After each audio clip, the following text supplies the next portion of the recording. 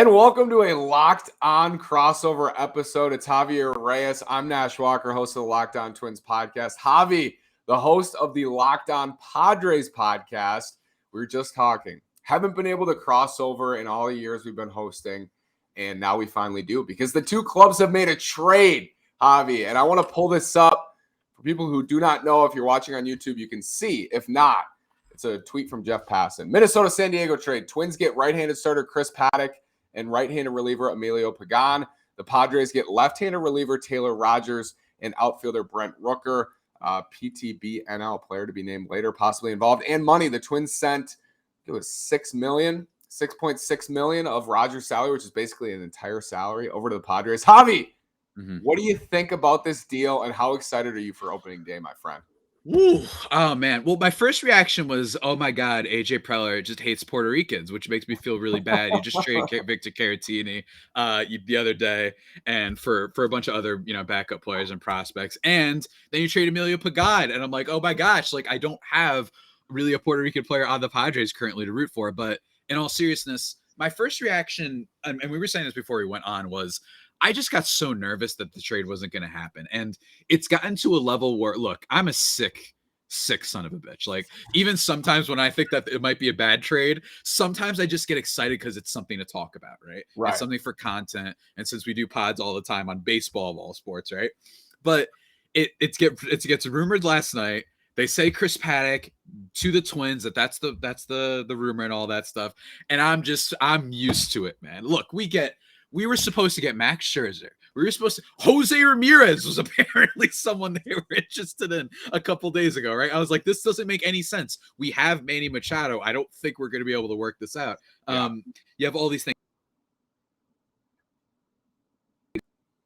Brian Reynolds, you have sort of in trade rumors they've been rumored against, and then it doesn't go through. Last weekend, the first baseman who must not be named getting rumored to be going to the Twins along with Chris Paddack.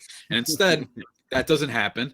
And then we get, that's your first time hearing that. And now we get this Chris Paddack actually traded. My initial reaction was, I heard that Larnach, I don't know how you say his name exactly, was a name that was being tossed around a little bit. That got me a little bit excited because I'm big on buying on somewhat high-level prospects that were whatever for the beginning of their career, because Trent Grisham was kind of whatever. He makes that mistake in the playoffs, and then they get him, and then he's awesome for them in 2020. Hopefully he'll be better this year. But my initial reaction was, okay. I mean, Taylor Rogers is pretty good reliever. You sent the stat that his FIP has been pretty up there amongst all relievers. He's been, and there you go, just putting on the YouTube right now. Everybody check out Locked On Padres and Locked On Twins on YouTube. That he's been really effective in a lot of ways. And the Padres, especially with their defense being a little bit weird, it's nice to have exclusive of that. But I also am like, man, Chris Paddack, he's a guy with some sort of potential, right? I know that the Padres fans are just out on him completely because he used to be called the Sheriff, and then Zach Davies was better than him, right? So there's been a little bit of a downhill decline for Chris Paddack, but nonetheless, it was still an interesting trade. I'm just wondering if the Padres did this just because they have too many starting pitchers and they figured, all right, we got to get rid of one. And I don't like the idea of getting rid of things just to get rid of it for getting rid of its sake, just because you have a surplus, because I like having depth. And as the Padres saw last year, they starting pitching depth was not a strength of theirs. Yeah, I think the best player in this deal today is Taylor Rogers. And we might look back in 2, 3, 4, 5 years and say, well, the best player in that trade was Chris Paddack, right? I think it's going to be one of those two. But Chris Pratt, man. Oh man. I remember like, Moneyball's on, man. Here we go. Yes, Chris. Yes, exactly. You mentioned Raj, and this is tough, I think, for Twins fans and for me, because you guys are going to really like Taylor Rogers. Taylor Rogers, the pitcher. Taylor Rogers, the person. He's the MLBPA rep for the Twins. He's been in the organization since 2012. He's a free agent after this year. Mentioned the Twins are paying most of his salary, but he's one of the best left-handed relievers in the game. In 2020, he struggled, but you look at the periphery numbers, and they're all there. The FIP's in line. Put up that stat. Him, Aroldis Chapman, Josh Hader, 3 of the lowest left-handed FIP rates since 2018. So things he can control. Strikeout rate's going to be there. Command is elite. Sometimes he loses velocity on the slider, but sinker, slider, 96, 97 with the sinker from the left side. Great slider. death on lefties, which is great for the Padres. You know, he's going to get the Cody Bellinger, Freddie Freeman, Max Muncy treatment in the NL West, and I think that's going to be big for San Diego. And it just didn't make as much sense for the Twins given their division. I think it's very right-handed. You look at the White Sox lineup, they're going to destroy lefties, and that's the Twins' biggest rival going into this year, going into every year, the Chicago White Sox. So I think he makes more sense for the Padres, but I was surprised to see him included in this deal. You mentioned Chris Paddack, and I want to ask you about Paddack, Javi. 95 with a fastball average, great changeup. Curveball hasn't been there. Last year sucked, had a 6.30 ERA at home. What did you see from Paddack last year? You watched him in 2019. What's the difference for you compared to last year in 2019? The biggest thing with him is the fastball doesn't lack the spice, or it does lack the spice. It's a little bit too straight. It doesn't carry as much up in the zone. So hitters are kind of teeing off on that. And that's what's kind of happened, the trends that we saw in 2020 and 2021. While 2019, hitters hit against it, but his changeup was so good that it almost didn't matter. It was one of the best changeups in all of baseball. And then 2020, people started catching up to him. He doesn't really have a third pitch. Now he's slowly been developing that with a curveball, and he's been experimenting a couple times with a cutter. So that's like a good sign to be like, all right, he knows maybe I need to develop my pitching repertoire a little bit more. But it is true. He gives up really hard contact, and he was really frustrating in some of the playoff games, just giving up huge hits to like the Cardinals, who at the time were like the lowest slugging team in the league. And it's just like how like they have Goldschmidt and that's it. I shouldn't see Tommy Edman ripping balls through the gap. That's just not something Tommy Edman does. But there's still potentially, because he has a lot of really good control. He has an edge to him that I like. Every now and then when he goes out there, it looks like he has an edge to him, which I like very much. His velocity is still fine. That's not an issue. And most importantly, he's like really young. And I don't like giving up on guys when they're too young. Yes, he's stumbled over the past couple of years, but as long as you have that one ace pitch with the changeup, it's at least worth inquiring about. And what I DM'd you about was the most important thing that I think Twins fans should know for this thing. Yes, the changeup could be great. A little bit weird last year, whatever. Yes, the fastball, blah, blah, blah, blah, blah. Yeah, the control. The biggest plus for this trade is you are trading for a San Diego Padres pitcher. And usually the San Diego Padres are not the best at developing pitchers. Exhibit A, Mackenzie Gore, he goes from the best pitching prospect in baseball to all of a sudden we don't know, and he just got assigned to AAA. He'll probably be on the Major League Club later. He seems to have worked it out, but you get my point. There's a lot of guys that right when you take them out of the Padres system, that there's at least hope for that. And I think that people should look at that when they're dealing for players. Look at it as, maybe don't trade for a Tampa Bay Rays starter because maybe they got the best out of him, and then trade for the Padres guys because maybe they just don't know what the heck they're doing, right? So that would be my thing for the Twins fans. And it's definitely not something you see right now. Like you said, Taylor Rogers probably the top guy in the deal, but there's potential there, man. So they didn't get nothing for sure. Paddack, a free agent after 2024. Pagan, a free agent after 2023. I'm glad you mentioned that, Javi. I've never thought that about the Padres. Like baseball, lifeblood every day. And I didn't know that. So I'm glad you mentioned that. And I think people assume, at least in the last couple of years, because the Padres have acquired Blake Snell and Joe Musgrove and Yu Darvish, that they have the pitching, they have the infrastructure. But you're right, like Mackenzie Gore, and there are some other, like you haven't seen it come through as much as you'd probably like as a Padres fan. Emilio Pagan might fit into that as well. It was amazing in Tampa. I'm glad you mentioned Tampa. Goes to San Diego and just wasn't very good for the Padres. For relievers, sometimes there's more below the surface. Is there more below the surface for Pagan? Because you talk about this stuff, again, mid to upper 90s fastball, high spin fastball. Emilio Pagan, tell me about him. Before I tell you about him, because here's the thing, you bring up below the surface, and there's a lot of things hiding under the hood of Emilio Pagan. Not all things great, but there's a lot of things to report. And you know what else has a lot of things hiding under the hood, Nash? What's that, Javi? The motor vehicles, cars, ladies and beautiful. Let me talk to you about Rock Auto. With the ever-increasing numbers of makes and models, it's now impossible for your local chain auto parts store to stock all the parts you need. You don't want to endure those questions that, I don't know, Honda's Odyssey, is it LX or EX? I don't know. I only know about Mario Odyssey on Nintendo Switch. What are you talking about? Well, don't worry. They got you covered over at rockauto.com. Saving time and money up to 30, 50, even 100% for the same parts from a chain store or car dealership. For example, their Honda Odyssey fuel pump is $353. That's from a chain store, and then $216 from Rock Auto. So you're saving quite a lot of money. I'm stumbling over my words for some reason. Rock Auto prices are reliably low for every customer, and their database really easy to navigate. It's people-proof. Go check it out, guys, right now and see all the parts available for your car or truck. Right, Locked On in their How'd You Hear About Us box, so they know we sent you. Amazing selection, reliable low prices, all the parts your car will ever need. RockAuto.com. Rock Auto is sponsored for as long as I've been doing this, and I think Javi as well. Go over to Rock Auto. Let them know. Absolutely. I'm used to it. That's why the transition was so good. I'm just used to it. That's etched in my mind, and they are loyal. And they'll be loyal to you as well. What do you think about Pagan, Javi? Think about Emilio Pagan. I thought you might have frozen. I was like, oh no. No, I know. Because that's another thing is my connection can be weird sometimes. With Emilio Pagan, I think a big thing about this trade is the Padres clearly look, they've gotten really frustrated with some of their guys that they've traded for and signed over the past couple of years. Obviously, the guy who plays first base, they've been so openly trying to deal him to anybody. Clearly, they're ready. His name is Eric Hosmer. You remember him from the American League Central. He's been so poor in San Diego relative to his contract that Javi does not speak of his name. Sorry, go ahead, Javi. Nope, none whatsoever. And then you have guys like Blake Snell and even a little bit of Yu Darvish, right, where they're trading for guys at the top of their game and they just haven't worked out. So there's definitely a frustration, I think, in the Padres organization. And Emilio Pagan is a good example of that. Wasn't atrocious in 2020, but holy dear Lord, in 2021 was he bad. He is a fly ball giver upper, and maybe that is why they shouldn't have traded from the first place. Tampa, he was awesome, right? Their saves leader. But again, what I just mentioned, did Tampa just get the best out of him?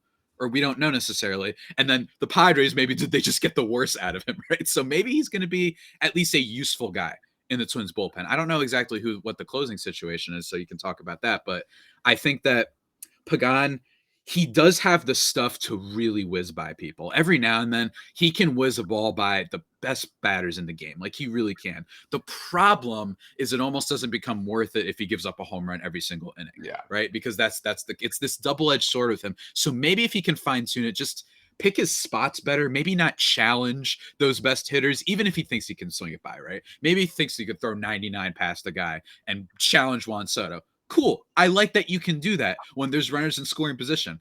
Other times I'm like, you know what? Let's just try to get him to ground out. Or in the case of Juan Soto, give him a base. I don't care. Go ahead. Right. So that was an issue. And also with Padres fans, because as they were having their historic collapse last year, I remember it was they came off of a series win against the Astros. Everyone's like, okay, maybe they're turning around. They faced the Cardinals. For those who don't know, that began the giant 17-game winning streak for the Cardinals. And one thing that happened same night that Fernando Tatis Jr. and Manny Machado got in the clubhouse, Emilio Pagan is brought in. Don't know why. Jace Tingler, RIP as a manager. This is probably we got him now. Bench coach. He fell out of favor. yeah, exactly. Probably why he fell out of favor. Brings in Pagan, gives up the game-tying home run to Tyler O'Neill, and it was just it was frustrating, right? So he really fell off. But if I'm a Twins fan, again, it's basically for what I illustrated. Maybe you can get better at him than we did. And, there's worse guys to take a flyer on to have a bounce back, I wonder, Javi, I want to ask you too, and you can definitely ask me about Rodgers if you're curious, but I'm so interested in some of the numbers here. And I mentioned Paddack, 6.33 ERA in San Diego last year. Mm-hmm. Pagan, home run problems massively as soon as he gets to San Diego. Tell me about that park. Yeah, it's weird because another person who is with this, Blake Snell. Blake Snell's home road splits were weird. I didn't understand why now for him it's the opposite. He was incredible at home and then awful away. It's like, what's going on here? So some guys can just be, Clayton Kershaw at home, which is in the case of Blake Snell, and then other people become, Andrew Heaney like he was with the Yankees. It's a lot of people catching strays right now. My apologies. At San Diego. So I don't really know because traditionally it's not, I remember when Citi Field was infamous before they moved the the fences and whatnot. It's not that much of a pitcher's park, but it's certainly a little bit more pitcher's park than not. So I don't really know why it's been harder for some of these pitchers to do well. Maybe it's the lack of defense. That could be possible. Tommy Pham, not the best defensive left fielder. Will Myers, he's had his struggles for years, right? So maybe it's a defensive thing in the infield being a little bit of a mess because Tatis was kind of messy. The Padres' first baseman isn't so great himself. So maybe that's part of it. But then again, the home park factors, I actually don't know why. It's not like this is a New York thing where it's like, oh, it's really hard to pitch there. I don't think it's that. I think it's just a mental thing. And if I'm Pagan, sometimes things snowball, right? If you start blowing up in the wrong spots for a team, by the way, that some people might forget in the Padres, really high expectations for last year. The center of media, Tom Verducci's writing about it for Sports Illustrated. Maybe there's something to be said for failing in a certain spot. You get to go to the Twins, who, don't get me wrong, have expectations, but maybe it's not like they have expectations among their fans and baseball fans. Everybody was watching the San Diego Padres last year, and everybody's talking about them. They're like, Tatis, how can you let them down? So, hey, I'm a big believer in the change of scenery thing. I know that doesn't always show that in the data that pans out, but nonetheless, I still believe in it because these guys are human beings, and sometimes you buy low on them, and you might be surprised with what you get. Well, look at the NL West last year, Javi. Like, you're watching these games, you're watching the Giants just bash Padres pitches, just everybody, just bash everybody. The Dodgers, the lineup is incredible. Even the Diamondbacks with Ketel Marte, I know he was hurt a lot last year, but even the D-backs and Rockies have some guys who can bop. It's their story, and Arenado's been there in the past. I think it could help. You mentioned Paddack to get the American League Central. Don't get me wrong, White Sox lineup is one of the best in baseball if they're healthy. But other than them, like Cleveland's line is very weak, especially in the bottom half. Detroit, I think, getting better, but not there. The Royals getting better, not there. So maybe benefit from that as well. You play 76 games in your division. And I love that for Rogers and the Padres. I know I had already said that, but to have a lefty in the NL West, I think is definitely going to help San Diego. And I think having Rogers is going to help them in the back end of their bullpen. Do you have any questions about Raj and kind of like who he's been, or are you feeling confident you know who he is? With Rogers, it's like, yes, he did struggle a little bit last year. The only reason I know that is because I drafted him in fantasy baseball, but nonetheless, I know that he was a little bit messy every now and then. But still, I mean, it gives us a lefty. And the Padres, their main lefty was Drew Pomeranz, who they signed to a pretty big contract, but he's hurt right now. So this is them saying Minnesota, and it's also good that they're eating the contract, which is good too, especially since he's a free agent after this year. You bring in Rogers, he's been very, very effective over the years. And like I said, they don't have a lot of lefty support. Nabil Crismatt, and yes, they retooled the bullpen with Luis Garcia, with Robert Suarez is someone they brought in. I like Garcia. Is expected to have I do too, and I like Suarez, who's apparently touching 100 or something like that sometimes. So he's coming from the international signing, right? So he should be interesting. Maybe he's learned a couple things or two. It's going to be interesting to see how the Padres kind of late inning setup goes. I imagine Rogers is going to be the guy who's earns, but Suarez could be interesting. And like I mentioned with Dinelson Lamet, maybe he's a long inning reliever, but all those guys, with the exception of Rogers, are right-handed relievers. So it is nice that they decided, let's bring in a lefty specialist to freak people out in the ninth inning. If nothing more than to be like, what the hell is this? I was, trying to hit Dinelson Lamet's slider for 2 innings, and now I got to face this joker over here who's a left-hander. So that could be fun. That could be fun. And change of pace. I'm always a big fan of that. If you think Rogers is going to help the San Diego Padres in 2022, go make a wager at BetOnline. Head over to betonline.net. You can get great value on the Padres right now, Javi. Coming off a tough year, but still very talented. Going to be without Tatis for a couple months. I think that gives you value, and there's no better place to play than BetOnline. Go over to Bet. They've been supporting us for years as well. And now betonline.net has a brand new interface, both in mobile and on their website. BetOnline is outstanding. And as I mentioned, it's a great time of year to go play. This is opening day. So much baseball. You got the NHL playoffs, the NBA playoffs. So much is coming. BetOnline is where the game starts. Head to the website today or use your mobile device to learn more about the trends and act. BetOnline is your continued source for all your sporting wagering information, including live betting, esports, and scores. Anything to add about Padres betting world, Javi, at betonline.net? Oh, absolutely. Absolutely. Look, Manny Machado's got like plus 2,000 MVP odds. pretty decent. I mean, I see the story forming now. He did it without Tatis. And in fairness, 29 years old, he's been excellent with WAR and WRC plus for years. That's not a question, but he hasn't had that like, oh my God, like 40 home run season. It could happen. He still hits the ball as hard as anybody. Walk to strikeout is really good. And then also Luke Voit, who I literally just in the middle of our lockdown group chat, when we're not talking about it, I will just say Luke Voit sometimes. I love that move. 25 and a half home runs. I'm hammering that over, man. Let's go. He's going to be a great DH for the team. So, yeah, over. I'm doing it, man. Over. He's doing it. I think the Yankees made a you. mistake, and I can see so visibly in my mind Yankees fans complaining on Twitter. You know what I mean? I smell it. Yep. I smell it. So I think it was a good bet. Let's cheer on that. Gio Urshela and Gary Sanchez in the Twins lineup. Hopefully, Yankees fans are just screaming about Correa, about Sanchez, Urshela, Voit, the whole lot. Javi, this is a golden question. We're going to finish with this, and I want you to go first. Do you like this trade today? Rogers for Paddack, for Emilio Pagan. What's your grade on the Padres side for this deal? I think, oh man, it's tough because I also got to ask you about another fellow that was involved in the trade, Mr. Rooker. Yes. I got to ask you about like what to think of Mr. Rooker. So before we get into that, though, I will say in terms of the player, like Rogers a lot, like that they're not necessarily spending for him. Good to bolster the bullpen, but I'm feeling like a B- as of right now, unless you change my mind on my Rooker because. My thing is, I don't like investing too much in a bullpen. It's just a thing of mine. And the Padres, believe it or not, have been very good at piecing together a bullpen. Years, heading into 2019, everyone's like, oh, they don't have a closer right now. All right, let's get Kirby Yates to like a $2 million deal. He becomes lights out basically for 2018 and 2019, right? Then Kirby Yates gets hurt. Well, they have Drew Pomeranz to fill in, right? They figure out a way to bring in good guys, and they trade for Trevor Rosenthal. Trevor Rosenthal's a free agent. Oh, well, we're going to have to pay him $11 million. Nope. Instead, we're going to give it to, I forgot the one guy's name, but also they give some money to Mark Melancon. He's awesome last year. And then everyone says, oh, they lost Melancon. That's going to be a huge loss. Well, they got Luis Garcia and Robert Suarez. So they've actually been good at like kind of divvying up their money in that department. So my thing is, did we really need to make a trade for a reliever? Maybe that says something about the current arms they have. I don't know.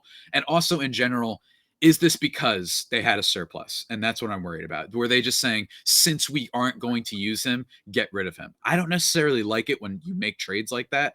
I know that baseballs can be weird sometimes, and I get that, but I don't know. Maybe they want to make room. From what I'm looking at right now as we're recording, CJ Abrams, it sounds like he made the roster. So that it is the biggest thing. We'll see if he's in the opening day lineup. A little bit doubtful, but nonetheless. So that would be my worry is, are you just doing this because you were like, we got to get rid of him because he's the guy that people want and we don't have room for him here? Because if that's the case, then you better be right. And Rodgers better be awesome. And you don't want to put all your chips into one bag with this season. But, it's not a terrible trade because I do like Rodgers. Yeah, on Rooker, big right-handed bat. Former top 10 to 15 prospect in the Twins system that was considered deep. It's still kind of considered deep, more deep than it is top heavy at this point. But high strikeout rates, huge raw power. So you look at his potential. I think there are Twins fans out there who in recent years have thought you can't let Brent Rooker go because there's the chance that he's a true 40 home run per year bat. And you don't say that about everybody, right? You can't just say that about any prospect. Like, oh, he could go out and hit 40 homers in the bigs. Brent Rooker could hit 40 home runs in the major leagues. But that's been overshadowed by really poor defense in the corners and a high strikeout rate. What's interesting about Rooker is throughout his minor league career, as a big right-handed slugger, you would think he crushes left-handed pitching, right? Complete opposite. He has reverse splits, has hit righties better his whole career, which I don't know how that fits in with the Padres platoon mold, but it's interesting. And I think that's a reason why he hasn't made the Twins the last 2 years. Kyle Garlick, who is a waiver claim, has beaten him out twice for roster spots. Rooker, 27, maybe getting a better opportunity for the Padres off the bench. They need some right-handed pop. Going to give him a chance here, and you have all that team control. I like him as a throw-in for the Padres. Isn't going to happen for him in Minnesota. He came on the pod. He's a friend of the pod, and I'm sure some Twins fans remember. Love that. Brent Rooker coming on the pod. Great dude, super nice, super friendly. Somewhat of I think a leader, a voice at spring training this year. Like you saw a lot of him. I think Brent Rooker is going to fit in nicely with San Diego in that department. From a baseball standpoint, we'll see if he can bring the strikeout rate down, because you can't strike out at a 35-40% clip and still be successful unless you are mashing or walking, and usually both, and he doesn't really walk either. So it's interesting. He's crushed at AAA. If the Padres give him a chance and he breaks out, I wouldn't be surprised. He has the power to do it, but he needs to do one of two things, and that's either reduce his strikeout rate. I'm not someone who sits here and like, if you have to strike out a lot, I understand. But he needs to reduce his strikeout rate or walk more, and he just hasn't done that. And he's 27, so I think the Twins are just deciding that that's it, and it's just not going to happen for him in Minnesota. But it could happen for him in San Diego.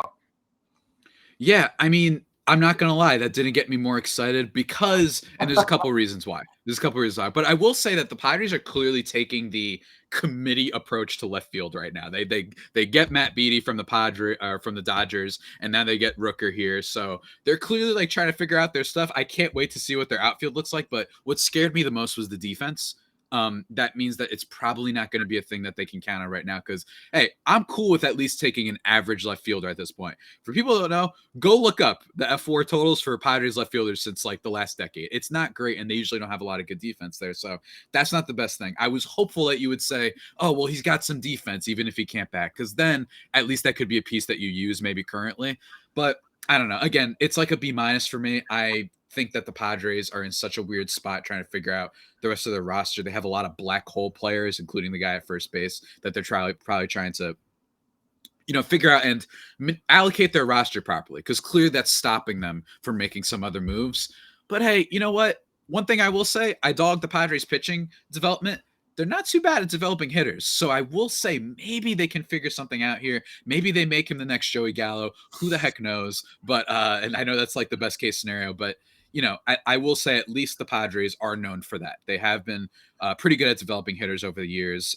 The Padres lineup. There's a reason they became San Diego, right? So I would be hopeful for that. But in my opinion, a B- on the trade, maybe even a C+. I don't know. I think it's going to be interesting. I fear what happens when Chris, because the past couple of years, they trade Luis Patino to the Rays for Blake Snell. He's probably going to be good at some point. He's super, super young, and he's still got time. But the fact that he's already making contributions, even if low, that means something. Cal Quantrill goes to Cleveland. Granted, Cleveland's great at developing pitchers, but he also was doing pretty okay over here. So you've seen guys leave from the Padres that are seeing success. So if Chris Paddack goes out there and is a pretty viable number 3 or number 4, a lot of Padres fans are going to be like, damn, like all we got was a closer for a season and a guy who may or may not ever see the big league roster. That's the downside of the trade potentially.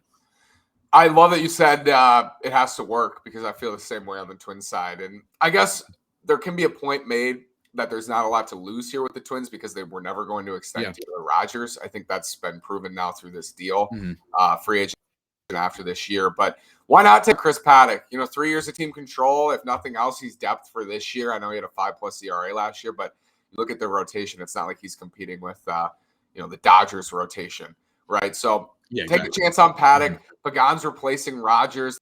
That's where it dropped for me, because the back end of the bullpen now is pretty scary. But they needed to rely on their young guys anyway. Yohan Duran makes the team. He throws 100. He's been on Pitching Ninja quite a bit this spring training. I don't know if you've seen a couple of those videos, but he's got to come through. Jorge Alcala's got to come through. They have young guys who need to pitch well in the back end of their bullpen anyway, even with Rogers. So, I'd put this in the BB+ range for the Twins, because I think Paddack, with Wes Johnson, Twins pitching coach, hopefully, like you said, can become a viable number 3 or 4. And if that turns out to be the case, if he's a 3 or a 4 for the next even 2 years, got a PCP injection or PRP in his elbow at the end of the last year, which is kind of scary for the Twins.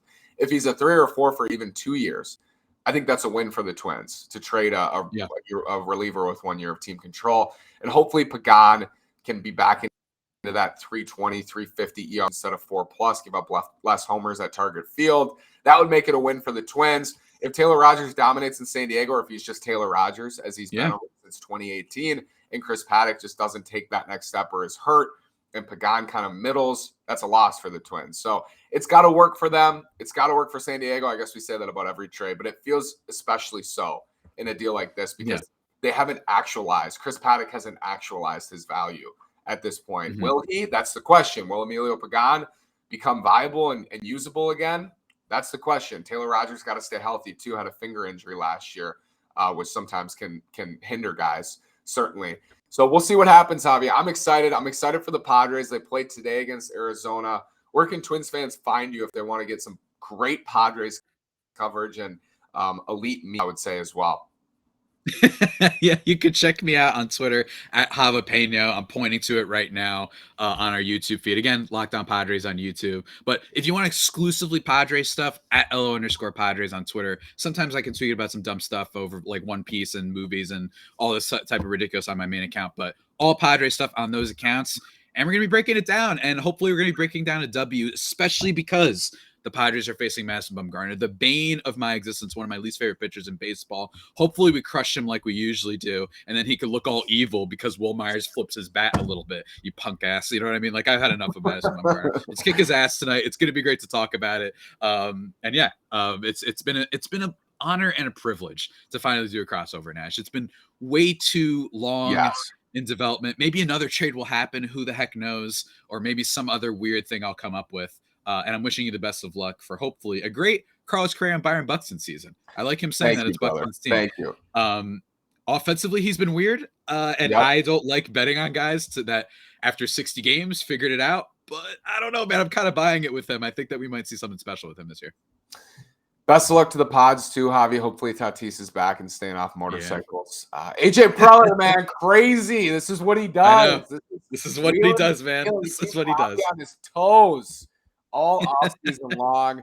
Thanks so much, Javier Reyes, Locked On Padres, Locked On Twins, and we will talk super soon. Padres play the Twins this year in San Diego, so if not before then, we will talk. Javi, have a great day, brother. We'll talk soon.